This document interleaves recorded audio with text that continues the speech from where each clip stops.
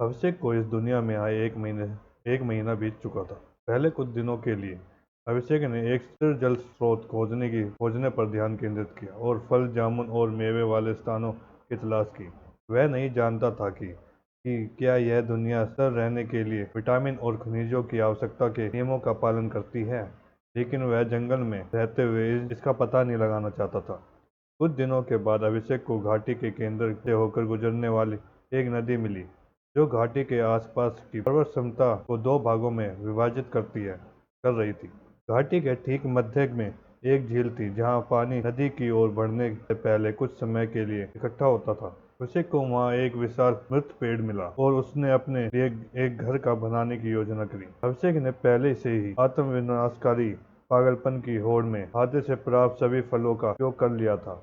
सौभाग्य से उसे कुछ हद तक यातनापूर्वक परीक्षण की आदत हो गई है, भले ही उसे अब इसका डर था। साहस का मतलब निडर होना नहीं, बल्कि अपने डर पर काबू पाने में सक्षम होना था। अभिषेक को अभी भी उस समय का डर था जब उसे फलों का एक और सेट मिलेगा, लेकिन वह जानता था कि समय आने पर वह अपनी छाया के ऊपर से छलांग लगा है। अभिषेक के लिए सत्ता का स्वाद अनूठा था। भले ही परीक्षण भयानक और अमानवीय था, लेकिन इससे उसे जो शक्ति प्राप्त हुई वह उसके दिमाग में इसके लायक थी। अभिषेक ने अपने दर्द के डर पर काबू पाने के लिए शक्ति की अपनी इच्छा को इधर उधर ईंधन के रूप में इस्तेमाल किया। क्या ऐसा कुछ सव्य था? क्या ऐसा दर्द इंसान को बदल देगा? निश्चित रूप से। हालांकि इस तरह की यातना से गुजरते समय अलग अलग लोगों में अलग अलग बदलाव आए। अभिषेक कैसे बदलेगा, ये तो देखना बाकी था। अभिषेक एक समाधान में खड़ा था, लगातार अपनी तलवार घुमा रहा था। भेड़िए के दूसरे समूह के साथ थोड़ी देर के मुठभेड़ के बाद अभिषेक को एहसास हुआ कि वह अपने तलवार का उपयोग करने में बहुत अच्छा नहीं था। अभिषेक ने अपने पूरे जीवन में हमेशा केवल अपने शरीर से लड़ाई की, कभी भी वास्तविक हथियारों से नहीं। इससे वह वास्तविक हथियारों से लड़ने के लिए बहुत ही खराब था। उस लड़ाई के बाद अभिषेक ने अपनी तलवार से और अधिक परीक्षण लेने का फैसला किया, और अपनी तलवार से परीक्षण लेने के कुछ ही समय बाद अभिषेक को कुछ परेशान करने वाली चीजें दिखाई दी। उसने पैसेंट और पीठ में बहुत तेजी दर्द होने लगा। अभिषेक ने अपने पूरे शरीर को परीक्षण किया था, लेकिन हर चीज को सामान्य रूप से परीक्षण करना हमेशा सही विकल्प नहीं था। एक वर्तमान रोही एक अच्छा उदाहरण होगा। यदि किसी के पैर, भारी पेट, भारी पीठ और भारी और मांसपेशियों के अतिरिक्त भार के कारण उसके हाथों और भुजाओं तक तनाव बढ़ जाएगा। उस स्थिति में सभी चीजों का सामान्य रूप से परीक्षण करना न केवल मदद नहीं करेगा, बल्कि प्रदर्शन के लिए हानिकारक भी हो सकता है। एक तलवारबाज के बारे में क्या? भारीपन से शरीर का आयतन बढ़ जाएगा, जिससे लड़ाकू विमान की गति धीमी हो जाएगी। इससे भी अधिक, यदि धड़ की मांसपेशियां एक निर्दिष्ट द्रव्यमान पहुंच जाती है तो वे भुजाओं की गति को प्रतिबंध कर देगी। किसी को केवल भारी भरकर पुरुषों के अपनी पीठ को धोने से असमर्थ होने के वीडियो देखने पड़े। लड़ाई में हर ताकत की आवश्यकता होगी, उसका उपयोग बस अलग अलग द्रव्य के साथ किया जाएगा। इस सभी कारणों से अभिषेक ने मूर्ख रूप से अपनी तलवार से परीक्षण लेने का निर्णय लिया। वह तलवार परीक्षण के हर तीसरे स्तर के बाद ही अपने पूरे शरीर को कसरत देता था। तलवार से परीक्षण लेना किसी के पूरे शरीर को प्रशिक्षित करने में कम कठिन नहीं था। इससे बस विभिन्न मांसपेशियों समूहों को परीक्षण किया। तलवार से परीक्षण के प्रत्येक सत्र के बाद अभिषेक को अपने शरीर का एक बड़ा हिस्सा दर्द से जलता हुआ महसूस हुआ। पृथ्वी पर किसी ने बहुत पहले ही परीक्षण बंद कर दिया होगा, क्योंकि ओवर ट्रेनिंग की अंडर ट्रेनिंग जितनी ही बुरी होती है। लेकिन यहाँ कोई अभिषेक का परीक्षण पूरा होने के बाद वह पास के एक पेड़ पर चढ़ गया और ध्यान में बैठ गया। अभिषेक पागलों की तरह परीक्षण ले रहा था और इसके परिणाम दिख रहे थे। अब उसे पेड़ पर चढ़ने की जरूरत नहीं थी। एक छलांग में वह अपनी पीठ पर भारी तलवार के साथ भी आसानी से 2 मीटर हवा में उछल सकता है। अभिषेक ने पहले ही यह धरती पर इंसानों की शारीरिक सीमा तोड़ दी थी। यह मन का प्रभाव था। कुछ मिनट बाद अभिषेक पेड़ से नीचे कूद गया और समदोलन के किनारे पर चला गया। अभिषेक के सामने एक विशाल पेड़ था, जिसके बीच में एक छेद था। पेड़ लगभग 3 मीटर चौड़ा था, लेकिन यह सबसे ऊंचा पेड़ नहीं था। आखिरकार वह पहले ही मर चुका था और ठंडी हवा के उसके तने के ऊपरी हिस्से को नष्ट कर दिया था। पेड़ में छेद के अलावा लकड़ी के कई टुकड़े एक पेड़ चौखट के आकार में व्यस्त थे। यह कोई चौखट नहीं, बल्कि ये अभिषेक की भविष्य की झोपड़ी थी। हर दिन अभिषेक अधिक लकड़ी काटता और लकड़ी जोड़ता। कुछ ही दिनों में उसके पास अपनी छोटी झोपड़ी होगी। अभिषेक ने किलो किलो के लिए पत्थरों का इस्तेमाल किया, लेकिन उसने लकड़ी के बोर्ड में लगाना एक कठिन प्रक्रिया थी, कठिन काम था। आखिरकार पत्थर कठोर लेकिन भुगत था। यदि वह बस कील ठोक दे तो वह टूट जाएगी। उसके कारण अभिषेक को अपनी तलवार से छेदों को काटना पड़ा और ध्यान से पत्थर डालने पड़ा। इससे संरचना बहुत अस्थिर हो गई। अभी तक यह रुकी रही जब तक संरचना को कुछ भी नहीं छुआ और जब तक हवा बहुत तेज नहीं है, संरचना कायम रहेगी।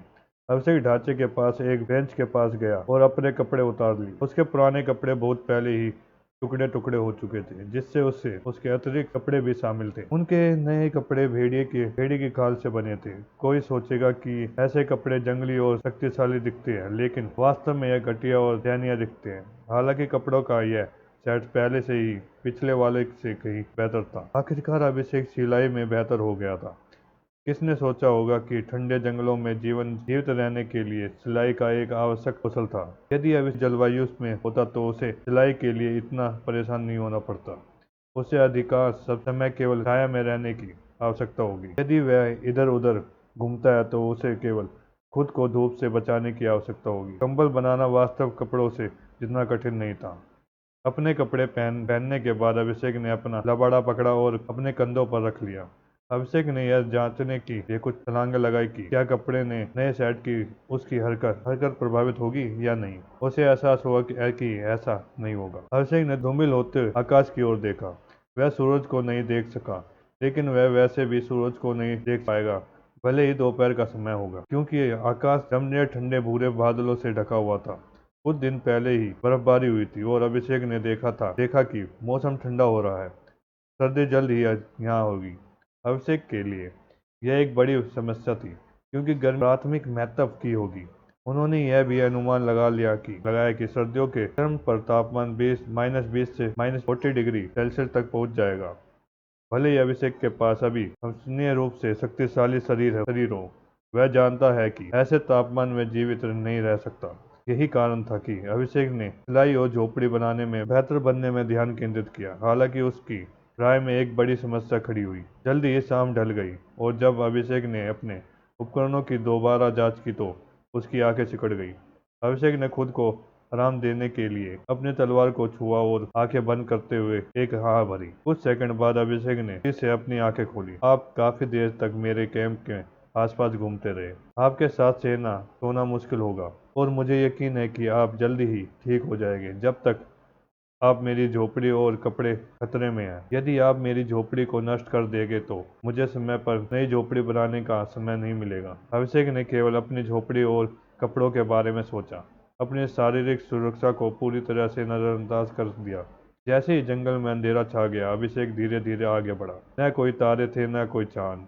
अभिषेक के ऊपर केवल काले बादल थे, क्योंकि जंगल में सारी रोशनी गायब हो गई थी। हालांकि अभिषेक अब एक सामान्य इंसान नहीं था। मैना ने न केवल उस अभिषेक के शरीर की शक्ति बल्कि उसकी आंखों की रोशनी भी बढ़ा दी थी। अभिषेक की 5 इंद्रियां कई गुना तेज हो गई थी, इस हद तक कि अभिषेक इस घोर अंधेरे में अपने सामने कुछ मीटर की दूरी तक भी देख सकता है।